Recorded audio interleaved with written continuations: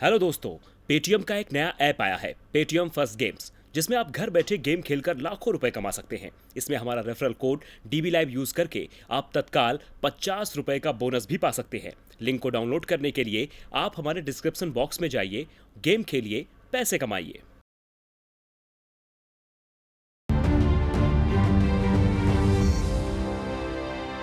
बिहार विधानसभा चुनाव में सभी की निगाहें इस पर टिकी है कि महागठबंधन और एनडीए में सीटों का बंटवारा कैसे होगा।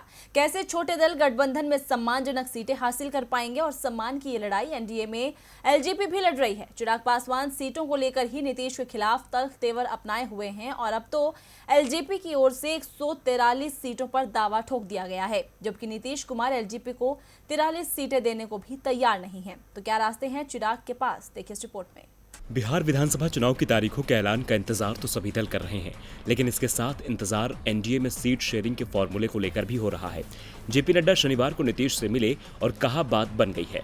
बीजेपी की जेडीयू से बात तो बन गई, लेकिन एलजेपी से बात बिगड़ती दिख रही है। इस बीच 16 सितंबर को एलजेपी की बैठक है, जिसमें सभी सांसद और विधायकों को बुलाया गया है।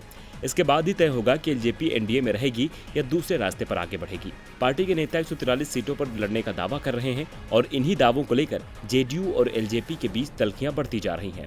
चिराग पासवान ने संकेत दिए हैं कि उनकी पार्टी को यदि 40 से कम सीटें मिलती हैं तो वो कोई भी फैसला ले सकते हैं, लेकिन जेडीयू किसी भी हाल में एलजेपी को 25 से ज्यादा सीटें देने को तैयार नहीं है, जिससे चिराग और उनकी पार्टी नाराज है।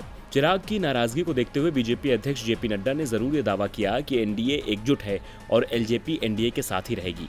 संकेत ये भी है कि बीजेपी अपने कोटे की कुछ सीटें एलजेपी को दे सकती है, लेकिन चिराग पासवान अभी भी 40 से कम सीटों पर मानने को तैयार नहीं है।